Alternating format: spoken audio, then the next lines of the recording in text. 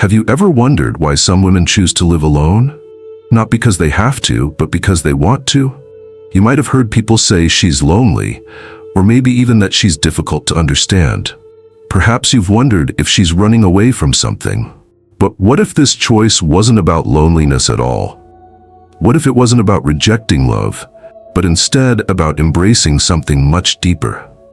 What if she's on a profound journey of self-discovery, seeking a deeper connection with herself, rather than with others? In Buddhism, the Buddha once said, "You yourself, as much as anybody in the entire universe, deserve your love and affection." This simple, yet powerful truth holds the key to understanding why some women choose to live alone. She isn't hiding from the world. She's stepping into a space of quiet self-reflection and growth. She's choosing to be whole, not because she needs someone else to fill a void, but because she has learned to find peace within herself. Her silence is not emptiness. It's a sanctuary, a space where she can heal, reflect, and grow into the fullest version of herself. A place where she can learn to love herself fully and authentically without relying on anyone else to define her worth. So let's explore this powerful truth together. Let's dive into why living alone is not a path of isolation, but one of liberation, a path deeply rooted in Buddhist philosophy, and the journey toward true self-awareness. Are you ready to discover how this journey is not just about being alone, but about being whole? If this message resonates with you, I'd be so grateful if you subscribe to my channel. Your support means the world to me and gives me the motivation to create even more insightful and inspiring content for you. Together, we can explore more of these transformative journeys. In Buddhism, we are taught that suffering arises from attachment, the way we cling to things that are inherently impermanent, fleeting, and transient. Whether it's love, approval, success, or even the approval of others, these attachments create a cycle of longing and dissatisfaction. We hold on tightly, believing that if we just grasp hard enough, we will secure what we need to feel whole. But as the Buddha teaches, everything in life is impermanent. The love we chase, the validation we crave, and the dreams we build can all slip through our fingers when we least expect it. So what if the key to liberation lies not in holding on tighter, but in letting go? When a woman chooses to live alone, she is not lost or incomplete. Quite the opposite, she is choosing freedom. She is stepping away from the noise of the world, the expectations placed upon her, and choosing a life of self-discovery and inner peace. This decision is not about isolation, but about giving herself the space to reconnect with her true essence, to live without the need for external validation. Living alone is an opportunity to break free from the societal pressures that tell her she must always be in a relationship to be complete, to be worthy. In her solitude, she is free to explore her own thoughts, desires, and dreams, without fear of judgment or expectation. Her solitude is not emptiness, it is sanctuary. It is a place where she can hear her own voice clearly without the noise of others telling her who she should be. It is a space where she can cultivate her own sense of love and self-worth, a love that is not dependent on anyone else. As the Buddha said, "The mind is everything, what you think you become." In solitude, a woman is not escaping life, she is embracing it fully, without the need to please anyone or seek approval. She is learning to love herself, to honor herself, and to trust in her own strength. In that stillness, she begins to understand that she is already whole, that she has everything she needs within herself to live a fulfilling life. This path of solitude is not about running away from love, but about understanding that true love begins within. It is about cultivating peace in your heart, about finding the freedom to live authentically, and about letting go of the attachments that keep us bound to suffering. Only when we release these attachments do we find true liberation, true happiness, and true freedom. Let me tell you the story of Sarah. Like many of us, she spent much of her life seeking love from others, chasing validation, longing for approval, believing that she could only be complete if someone else filled the void within her. For years, she ran after relationships, looking for something outside of herself to make her whole. But after a series of tumultuous relationships that left her feeling empty and confused, Sarah came to a profound realization: she didn't need anyone to complete her. She needed to find herself. Isn't this the greatest truth we can uncover? That sometimes in the deepest part of our longing for love, we aren't actually yearning for someone else, but for the love we've been denying ourselves all along. Sarah's awakening wasn't just about being alone. It was about choosing herself, choosing to step away from the noise and chaos of life to listen to the whispers of her own soul. And so, she chose solitude, not as a punishment, not as a retreat, but as a sanctuary where she could rebuild the shattered pieces of her heart. At first, the silence felt overwhelming. It was like standing alone in the middle of an empty field, with only the wind and your own thoughts. Isn't that terrifying? To be left alone with yourself without anyone around to distract you from your fears, your failures, and your past. But it was in that very silence that Sarah began to find her voice. The voice she had buried under layers of doubt and external noise. She began to meditate, to practice mindfulness, and with each breath, she uncovered more and more of herself. Those parts of her that had been hidden in the shadows for so long. Through her meditation, Sarah started to confront the ghosts of her past, those memories of neglect, emotional wounds that had never fully healed, and the shadows of unmet expectations. How many of us can relate to that? How many times have we run from the things that hurt us, only to realize that running doesn't make them disappear? The Buddha once said, "You can't stop the waves, but you can learn to surf." In other words, we cannot escape our suffering, but we can choose how to respond to it. Sarah didn't retreat into the shadows of her pain. Instead, she faced it head-on, and in doing so, she began to heal. At first, the silence was unbearable. But as Sarah sat in her own stillness, something profound began to happen. She started to embrace her pain, not as a weakness, but as a part of her journey. She stopped running from her fears and began walking through them. She no longer saw them as obstacles, but as teachers, lessons waiting to be understood. In Buddhist teachings, this process is known as mindfulness of the body, mind, and feelings. It's the practice of observing our thoughts, emotions, and physical sensations, judgment, without attachment. It's about being fully present, not only with the good, but with the uncomfortable, the painful, and the unresolved parts of ourselves. Can you imagine what it would be like to sit in silence and simply observe your thoughts without trying to change them? Without labeling them as good or bad, just allowing them to flow through you like clouds in the sky? This was the gift Sarah gave herself. The gift of being fully present with all of who she was. She no longer fought with her emotions. Instead, she learned to embrace them, knowing that they didn't define her. She was not her sadness, she was not her fear, she was not her mistakes, she was simply her, in all her complexity and beauty. And in that acceptance, she found peace. Sarah's journey wasn't about running away from the world or shutting herself off from her pain. It was about fully embracing it, understanding it, and ultimately letting it go. The Buddha taught us that suffering is not to be avoided, but to be understood. Sarah learned that when we face our suffering with openness and mindfulness, it transforms from a burden into a source of strength. It becomes the fertile ground from which we can grow. The scars of the past no longer haunted her. They became her teachers, her guideposts showing her the way forward. With each meditation session, Sarah came closer to the truth of who she was. She discovered that love, the kind she had spent so many years seeking, was never external. It was always within her. The love she had been chasing from others was the very love she had been denying herself. It was in the quiet moments alone, when the distractions of the world were removed, that she found a deep, unshakable love for herself. Not the kind of love that is contingent on someone else's affection or approval, but a love that is free, pure, and unconditional. It was a love that did not require validation. It simply existed. And do you know what Sarah found in the end? She found freedom, not just from the patterns of her past, but from the need for anyone to complete her.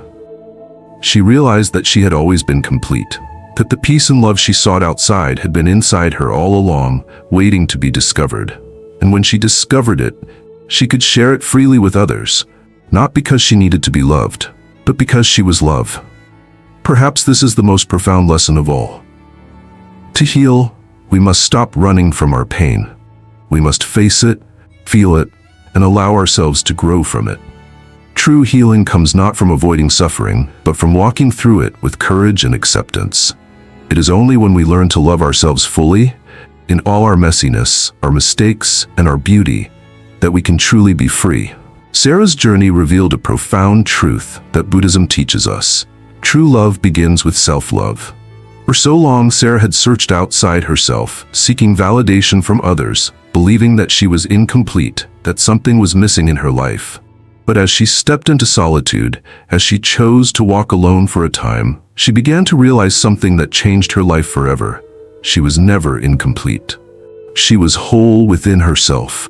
This is the essence of what the Buddha meant when he said, "You yourself, as much as anybody in the entire universe, deserve your love and affection."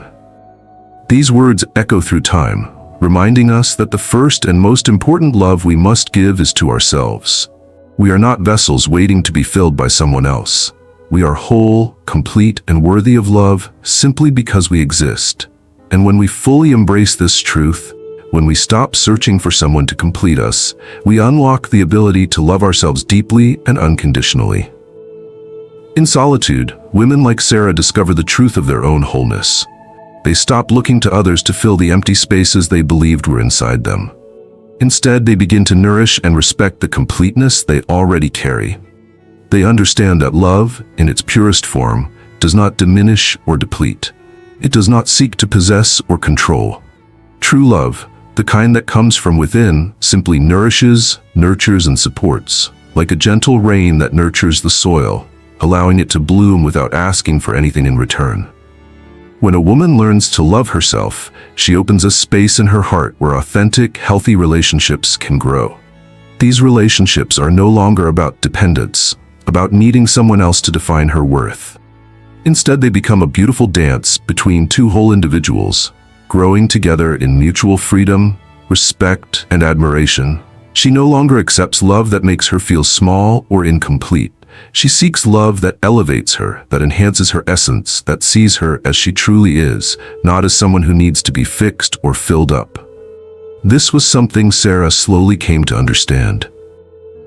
She began to see that the love she had been searching for in others was something she needed to give herself first. She learned that true love is not about someone else making us feel whole.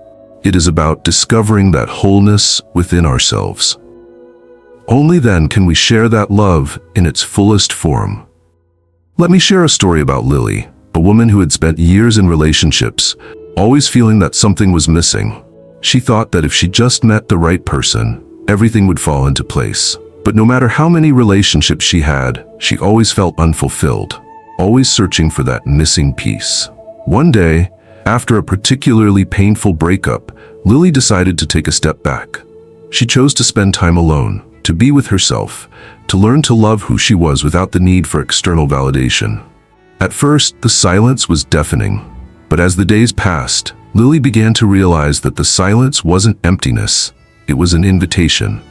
It was an opportunity to rediscover herself, to listen to the voice that had been drowned out by the demands of others. She began to meditate, to reflect, and most importantly, to love herself.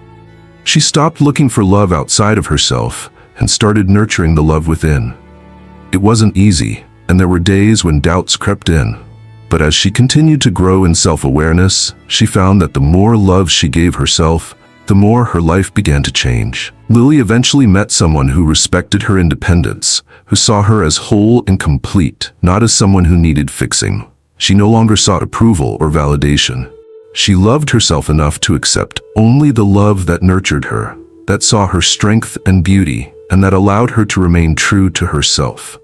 The relationship was not about possession or dependency. It was about two whole individuals coming together to share love and respect freely. This is the kind of love that women like Sarah and Lily discover when they choose solitude. Not a lonely existence, but a profound journey into self-awareness and self-acceptance. It's the kind of love that doesn't seek to control or possess, but to nurture and grow. When a woman learns to love herself in this way, she becomes magnetic, not because she seeks love, but because she radiates the power of self-love, self-respect, and self-empowerment. And in this space, true love can flourish, rooted in mutual respect and the freedom to grow together, not to complete each other, but to enhance and celebrate each other's wholeness. These women are not simply walking through life alone. They are living embodiments of what Buddhist teachings describe as liberation. Far from being lost, they represent the deepest form of freedom, the freedom to be fully themselves, to walk their own path, to exist without the constant pressure to meet societal expectations or to please others. Their journey is not one of isolation, but one of profound self-awareness, where every step they take becomes a declaration of their independence and self-love. Buddhism teaches us that true freedom is not about external circumstances, nor about following someone else's blueprint for life. It's about knowing and embracing our true nature, understanding that the path to enlightenment is uniquely ours to walk. Each individual's journey to liberation is personal and cannot be measured by the standards of others. The Buddha himself taught that we must follow our own path, not someone else's. When we seek to emulate others or conform to outside pressures, we relinquish our freedom. But when we choose to live authentically, free from the expectations that others try to impose on us, we step into the very essence of what it means to be liberated.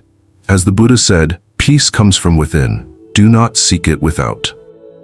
These words are a powerful reminder that inner peace cannot be found through external sources. It cannot be given by a partner, a friend, or a job. True peace is something we cultivate within ourselves. It comes when we stop seeking validation from the outside world and start recognizing our own worth and completeness. For these women, peace is no longer a goal to be chased after. It's a state of being they've cultivated through solitude and self-reflection. In solitude, these women have come to realize that they are already whole. They do not need anyone to complete them. The pressure to find someone who fills the empty spaces within them dissipates as they learn to embrace themselves fully. The liberation they experience is not about rejecting relationships or disconnecting from the world, but rather about learning to love and respect themselves enough to refuse relationships that demand them to shrink, to be less than they are. They no longer seek love that makes them feel incomplete. Instead, they seek love that recognizes and celebrates their wholeness. This inner peace and self-awareness are the foundation of their freedom. They understand that true love does not come from possession or control. It does not diminish their sense of self.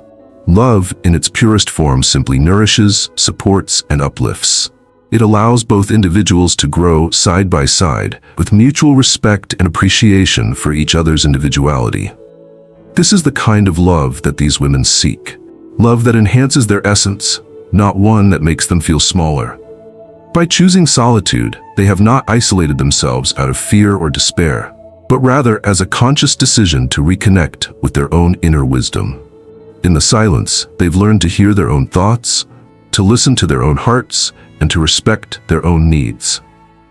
And in doing so, they've come to a deep understanding of what it means to live authentically and fully. They've realized that the greatest gift they can offer to others is not their ability to please or sacrifice themselves, but their ability to stand in their own truth and love from a place of strength.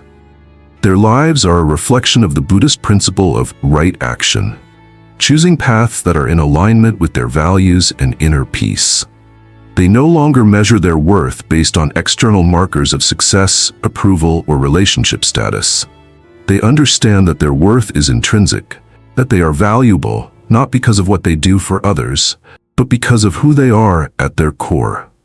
And in this understanding, they inspire others to do the same, to embrace their own freedom, to live authentically, and to walk their own path with confidence and clarity. These women embody the ultimate form of liberation. They are free from the need to conform, free from the need for validation, and free to simply be. In their freedom, they inspire others to recognize their own power, to trust in their own journey, and to embrace the love and peace that comes from within. True freedom is not about running away from the world. It's about finding the strength to walk through it on your own terms, with your head held high and your heart open. So, what do we truly learn from these women? Their journey is not one of isolation. It is a profound path of liberation, self-love, and deep awareness. They have broken free from the chains of external validation, embracing the truth that true peace comes from within. In doing so, they have learned to love themselves first, and through this love, they have unlocked a connection with a love that is authentic, independent, and rooted in mutual respect. Buddhism teaches us that liberation comes when we release our attachments, and these women have done just that. They understand that the key to freedom lies not in seeking someone else to complete them, but in recognizing their own completeness. Their peace does not depend on anything outside of them, but flows from within. They show us that true love begins with self-love, and from this foundation, they experience the fullness of love and connection without neediness or dependence. So next time you see a woman walking alone, don't assume she's lost. She simply found her way, embracing her solitude as an opportunity for growth and self-realization. In her stillness, she has discovered a love that is deeper, more genuine, and more empowering than any external validation could ever offer. If this message resonates with you, I invite you to share it with someone who might need to hear it. Please take a moment to like, comment, and subscribe to Mindful Glow for more content that nurtures self-realization, mindfulness, and the transformative power of Buddhist teachings. Your support not only helps us grow, but it also allows us to continue spreading these valuable insights. Thank you for being part of this journey. Remember, the path to true freedom and love starts with you. Take that first step today.